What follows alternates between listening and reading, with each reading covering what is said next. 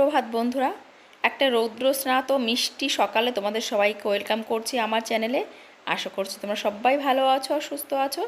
আমি কিন্তু সকালে এখন চা নিয়ে বসেছি, আর আজকের সকালটা সত্যি একটু অন্যরকম এবং একটু বেশি মিষ্টি, বেশি আদুরে। কেন বলো তো? আজকে আমার পড়ানো নেই, আজকে আমাদের এখানে ভোট। আর আমি সকালবেলা শুরু করলাম এক কাপ চা দিয়ে।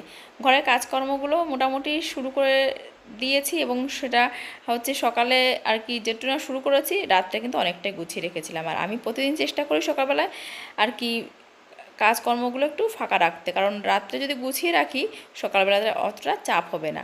আর আমার যেহেতু আজকে পড়ানো নেই, তাই দিনটা কিন্তু খুব ফুরফুরে লাগছে। আর যেহেতু ভোট, বাড়ির বাইরে যাব একটু ভোট দিতে তোমার দাদার সঙ্গে, এইটা হচ্ছে আরেকটা খুশির কারণ। কারণ এই লোকটার সঙ্গে তো সবসময় বাড়ির বাইরে বেরোনো হয় না আমার। আর কারণ কী বলো তো, দুটো মেয়েকে নিয়ে আমার জগৎ। বাড়ির বাইরে বেরোনো আমার কাজের ক্ষতি হবে এমনটা নয়, বাড়ি বাইরে বেরোলে না আমার ছন্দ বা তাল কেটে যায়। কেন বলো তো?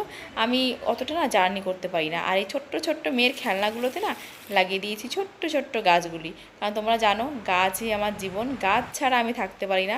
এই যে সকালবেলা চলে এসেছি একটু সবজি বাগানটায়, আমার এই এক ফালি সবজি বাগানে তোমাদেরকে আমি প্রতিদিন নিয়ে আসি, আমার ভীষণ ভালো লাগে। আমার গাছপালা তোমাদেরকে দেখাবো, আমার খুশিটা তোমাদের সঙ্গে ভাগ করে নেব, সেই জন্যেই কিন্তু প্রতিদিন তোমাদের সঙ্গে এই দৃশ্যগুলো শেয়ার করি। আমি তো গাছপালা ছাড়া থাকতেই পারি না। আমি ভাবি যে আমাকে যদি কখনও গাছপালা ছাড়া থাকতে হয়, সেটা হয় আমার কাছে চরম শাস্তি। সকালবেলা এই যে এখানে চলে এসেছি, আর দেখছি আকাশটা না মেঘগুলো পুরো ছেয়ে যাচ্ছে। তো ভাবছি তাড়াতাড়ি ঘরে যেতে হবে, কারণ মেয়েরা বলছে মা শিগগির ঘরে আসো, ঝড় উঠে গেছে। তো তাড়াতাড়ি করে ডাটাগুলো নিয়ে আমি এই যে চলে এসেছি। দেখো কি পরিমাণে মেঘ, আর প্রচণ্ড হাওয়া দিতে শুরু করেছে, মেয়েরা চিৎকার চেঁচামেচি শুরু করেছে। তো ঘরে চলে এলাম, আর দেখো যে কি পরিমাণে হাওয়া দিচ্ছে, তোমরা একটু দেখো গাছপালা সব একদম। সকালবেলা এখন বাজে বেলা কটা, বেলা হয়তো 9টা বাজে। তোমার দাদা মাছ মানে একটু মাছ আনতে গেছিলো, তো বলো না চিকেনে নিয়ে এসেছি। আর আমি এই সবজিগুলো কাটছি এখন বসে বসে, ভাতটা তো চড়িয়ে দিয়েছি আগে। আর এখন তোমার দাদা একটু যাবে বাজারে, তো আমি রান্নাবান্না করব। আর ও সকালে কিন্তু খেয়েছে আজকে পান্তা ভাত, মেয়েরা ম্যাগি খেয়েছে, আমি একটু চা খেয়েছি। তো রান্নাবান্না চড়িয়ে দিয়েছি, তার মধ্যে আবার ইলেকট্রিক চলে গেছে, বুঝতেই পারছো কারেন্ট নেই। তো ওই যে রান্না করছি গ্যাসে আজকে, আর সবজিগুলো আর কি রান্না করে নেব, তারপরে কিন্তু চিকেনটা বসাবো। কারণ কি বলো তো, শুধু চিকেনে তো দুবেলা হবে না, তো সবজিটা করে নিলে না দুবেলা আমার ভালোভাবে হয়ে যাবে। আর ছোটো মেয়ে একটু পকোড়া খেতে চেয়েছে, তো পকোড়াটা দেখি বানাতে পারি কি না। ইলেকট্রিক নেই তো মশলা করাটা সমস্যা হয়ে যাচ্ছে। আর আমার কোমরে যন্ত্রণা, আমাকে এখন এই বসে বসে কিন্তু মশলা বাটতে হবে। তোমাদের দাদা বলছে ছেড়ে দাও এখন। আমি বললাম না, মেয়েরা চিকেন খেতে চেয়েছে, কষ্ট হলে কি করা যাবে, মা তো না। তো ওই চিকেনটুকু মেয়ের জন্য পকোড়ার জন্য রেখে দিয়েছি।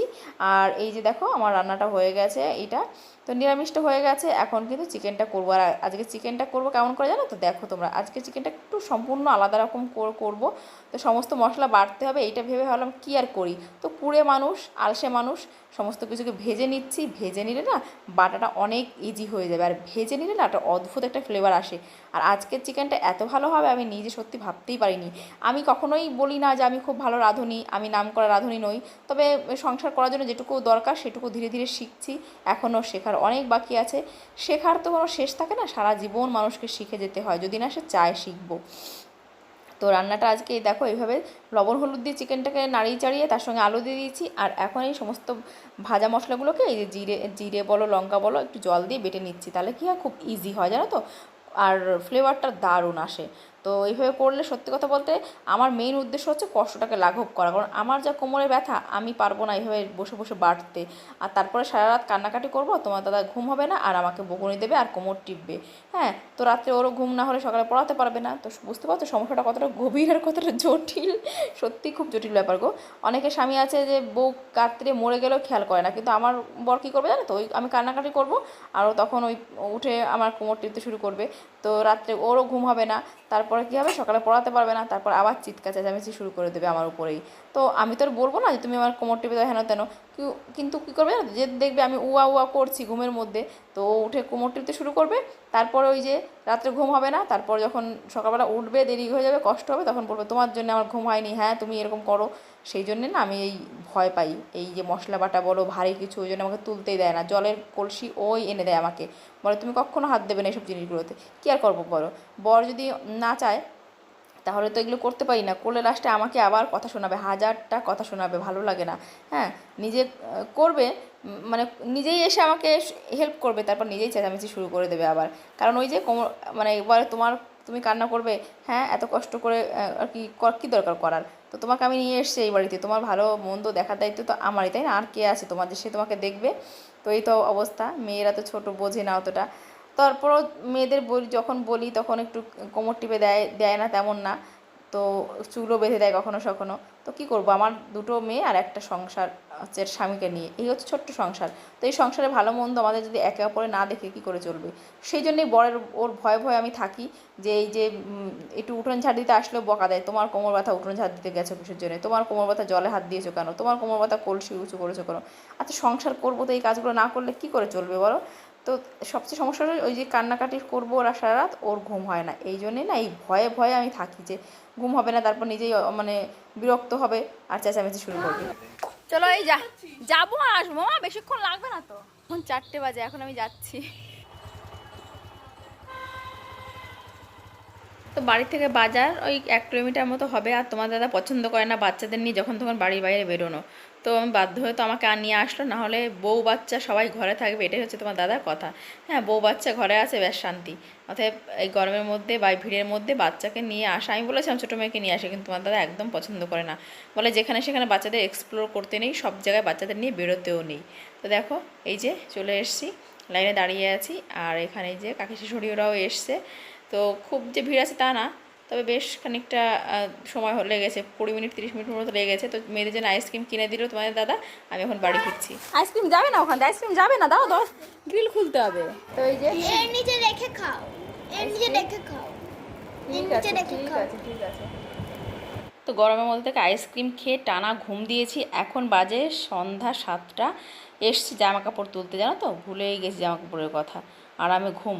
তো এখন এই যে রাত্রেবেলায় মেয়ে বলছে, আমাদের তো খাওয়া দাওয়া হয়ে গেছে, রাত বাজে এখন 11টা। মেয়ে বলছে এখন আমি চিকেন দিয়ে ভাত খাবো না, আমাকে বড়া বানিয়ে দাও, পকোড়া বানিয়ে দাও। কিন্তু কি বলবো, এখন ইচ্ছে করছে না পকোড়া বানাতে, অনেক রাত হয়ে গেছে। আমি বললাম কী খাবি, চিকেন খাবো, এখন চিকেন খাবে না। তো এই যে আমি একটু কলা দিয়ে বড়া বানিয়ে দেবো বলে চলে এসেছি, আটা দিয়ে আর চালের গুঁড়ি দিয়ে মেখে নিয়েছি, একটু গুড় একটু চিনি দিয়ে নিয়েছি। রাত 11টার সময় আমাকে এখন এগুলো করাচ্ছে আমার মেয়ে। কি করা যাবে বলো, বাচ্চাদের আবদার, কে আছে আর? হ্যাঁ, আর যে মানে কি বলবো, হয় না ফ্যামিলিতে অন্য কেউ থাকলে তারা একটু হেল্প করে, একটু দিদুন বাড়ি যায়, একটু এখানে একটু সেখানে, না আমার তো সেসব হয় না। ওই যে মার কাছে যাই, একবেলার জন্য যাই, আবার দৌড়ে দৌড়ে চলে আসি। আর সত্যি কথা বলতে আমার হয় না বাড়ির অন্য কোথাও গিয়ে না, এত বছর হয়ে গেছে না, কোথাও না বেরোতে না বেরোতে, বাবা বাড়িতে গিয়ে থাকিনি কোনো দিন। তো সেই জন্যে না এখন আর ইচ্ছে করলেও পারি না। তোমার দাদা এখন বলবে যাও, কিন্তু তারপরে আবার বলবে হ্যাঁ বাড়ি আসো বাড়ি আসো বাড়ি আসো। হ্যাঁ, গলা শুকিয়ে যাবে, বউ একবেলা যদি বাড়ির বাইরে বেরিয়েছে তো গলা শুকিয়ে যাবে এই লোকের, এগুলো তো বলাও যায় না মানুষের কাছে, বললে বলবে এখানে আদিক্ষেতা।